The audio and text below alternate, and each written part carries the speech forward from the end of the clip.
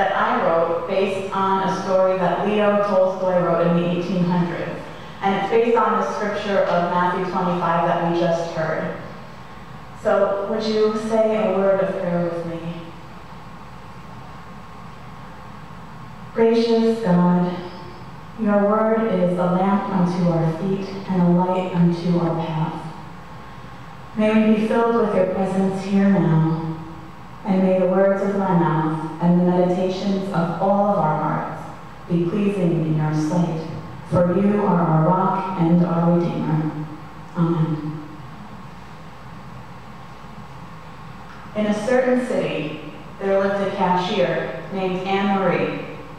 For many years, she worked at a local grocery store in the middle of town. It was in that store where Anne-Marie spent most of her days and where she would be working a double shift tomorrow. You see, tomorrow was Anne-Marie's birthday, and she had no family nearby, and her old friends all had families of their own, so she had no one anymore. She stopped going to the gym. She stopped going to church years ago. She even stopped watching the news or reading the paper because she couldn't bear to hear one more bad thing. Anne-Marie had moved to Boston for college, young and full of energy. Her energy waned as she spent 8 years struggling to pass and finally graduate. She had odd jobs after that, but nothing that she wanted. Nothing that she really saw a future in. That night, Anne-Marie went to bed, and she just could not quiet her mind. She ran through all her past mistakes. She thought about all the people she no longer talked to. She wondered how she had got here. Her lonely tears put her to sleep, thinking that there was nothing good in the world, at least not in her world. In her sleep, she heard a voice. "Anne-Marie, who's there?" she asked. She looked at the door, and no one was there. She called again. "Hello?" She heard quite distinctly, "Anne-Marie, look for me in your store tomorrow, for I shall come." When she awoke, she rubbed her eyes, and she couldn't shake the feeling that something special would happen today. She could not get that voice out of her head. Whose voice was it? It couldn't be God. I must be going crazy, she thought. But that dream was so vivid. It was a work day, though, and she had to rush to get to work by 6 a.m. for the early shoppers. She arrived at the store and looked around for anyone or anything unusual. After 5 minutes on her first shift, she already felt skeptical. Okay, she thought, another long, grueling day ahead. At least I don't have to be home and spend it completely alone. As the day unfolded, Anne-Marie imagined she would see everyone in the city who wanted to do their shopping before their weekend barbecues. Maybe she would recognize that voice. But the hustle and bustle of her little grocery store made her feel more lonely than ever, seeing all of those people who didn't even know who she was. She was suddenly shaken out of her own head by a voice. "Anne-Marie, hello?" "How'd you know my name?" "It says it on your name tag." Anne-Marie looked down at her name tag and chuckled to herself. Then she looked at her customer and the screaming baby she was carrying, who couldn't be more than a year old. How didn't she hear that just a second ago? Did you find everything okay? She asked the young, disheveled mother, trying to hold her son in one arm while placing groceries on the belt with the other. The mother mumbled as she began to dig through her purse to find her wallet. Just then, Anne-Marie heard her name again. "Anne-Marie, Anne-Marie, I parked my truck at the dock out back. I'm going to start restocking these empty shelves right here first," the old farmer called out from halfway across the store. She knew him well, a crotchety old farmer with very strongly held beliefs, who delivered fresh produce every Friday. "Sorry about that, young lady," Anne-Marie apologizes as she scans the can of cranberry sauce. Just as she tallies all the groceries, they hear a commotion coming from the back. "This little girl is stealing from me!" The farmer runs in, dragging a girl with food spilling out of her clothes and her pockets, apples rolling toward Anne-Marie's feet. "No, wait, I gave that to her, don't get her in trouble." The farmer's grandson comes running in behind them. Anne-Marie apologizes to the customer again, who hands her food stamp card over. "Can you please finish ringing me up before you deal with this?" The farmer said, "Another one stealing," seeing her food stamp card. "One steals off my truck and the other steals my tax dollars. They're all the same."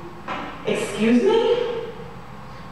Wait. Okay, everybody hold on now. Let's get this all sorted out.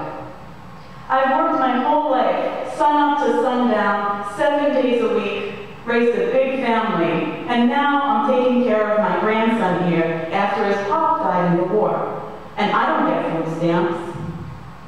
Well, the father of my son just died in Afghanistan, and we weren't married, so I don't get any of his benefits. I'm going to school so I can get a good job to take care of my baby, because a cashier's paycheck ain't gonna do it. Right, Anne-Marie? The baby's still wailing above all the arguing. Rather than getting offended, Anne-Marie recognizes that these two have a lot more in common than they realize. The farmer's grandson has been picking up the apples and handing them back to the little girl. She takes a bite from one of them as Anne-Marie turns to her and asks, "Why did you steal all of that?" "I'm hungry." The farmer's grandson continues handing the little girl food that she dropped on her way in. "Here," he says as he hands over a head of lettuce. "That's no reason to steal," the farmer shouts as the little girl begins to cry. "Where are your parents?" "They just keep telling us we're not supposed to be here." "I told her she could have it, Grandpa. Look how hungry she is."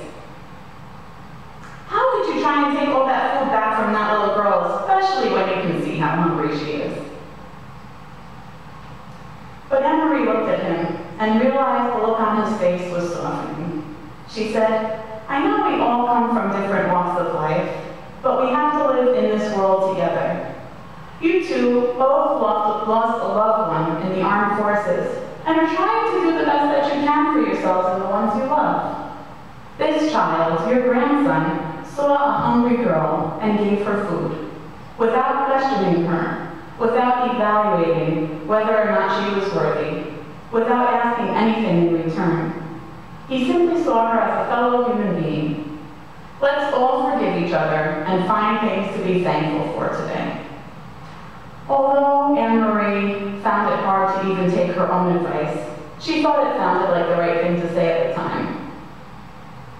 "All right then, she can have the food. And you know what? I guess if you come back next Friday, my grandson will set aside some extra fruits and vegetables for your family. And I guess we aren't quite as different as I thought. I'm sorry I shouted at you." "I'm sorry too. Have a wonderful day," the mother said, her baby finally asleep in her arm. "Thank you," the little girl said as she took the bags Anne-Marie had packed for her while they were all talking. "Mommy and Poppy will be so happy we have fresh food today. Have fun this weekend." Everyone had a wonderful weekend, Anne-Marie said. When Anne-Marie got home that night, she thought about her weird dream and the wild day she had. Maybe, amid all the craziness of the day, she still did meet God. She decided to open her Bible. Why not? It couldn't hurt. She opened to Matthew chapter 25, and she read a parable about Jesus separating sheep from the goats. He said to the people who were like sheep, "For I was hungry and you gave me food. I was thirsty and you gave me something to drink. I was a stranger and you welcomed me." And to the people like goats, "I was hungry and you did not feed me, thirsty and you gave me nothing to drink. I was a stranger and you did not welcome me." Yikes, I wouldn't want to be a goat, Anne-Marie joked with herself. It was the first time she'd done that in a while. As she kept reading, she thought about how the sheep didn't know that they were sheep, and the goats didn't know that they were goats. And she thought about the people that she met that day.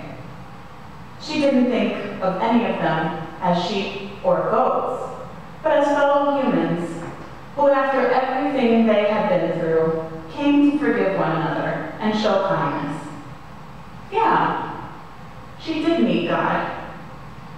Truly, I tell you, just as you did it to one of the least of these, you did it to me. And maybe God is in each person we meet.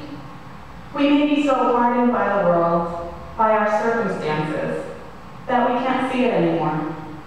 Anne-Marie thought about how she had spent so long thinking only of herself, and destructively at that. So it was hard for her to see anything godlike or divine in anyone at all. But tonight, she was going to pray for the God that she met in each of these people.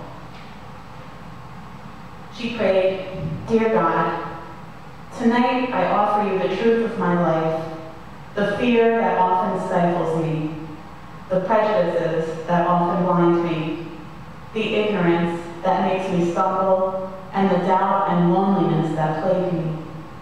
Help me to find you in even the unlikeliest of places, like when I'm doing my job every day. Help me to see the world with new and gracious eyes, to love the way you love. Break my heart with the things that break your heart, and allow love to come in. Help me to have faith that you are with me and within each one of us. Help me to remember that it is never too late to transform my life or to work to transform the world. Wherever love is, God, you are. Thank you for showing yourself to me today in the cries of a baby and the love that his mother displayed. For making yourself known in someone I have spent years of Fridays seeing, but never getting to know, and in the way his grandson softened his heart. For displaying your care for others in children, one who tried to take care of her family the best way she knew how, and the other for meeting her with an open heart. I know that our interactions today won't help that single mother in taking care of her son while going to school and straining to save enough money to supply all of their needs. It won't lift the burden of an old man worried about his family and trying to take care of 3 generations of them.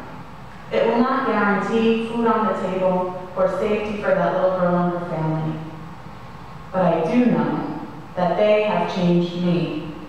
Today, on my birthday, I met you, God, and now I will keep meeting you each and every day.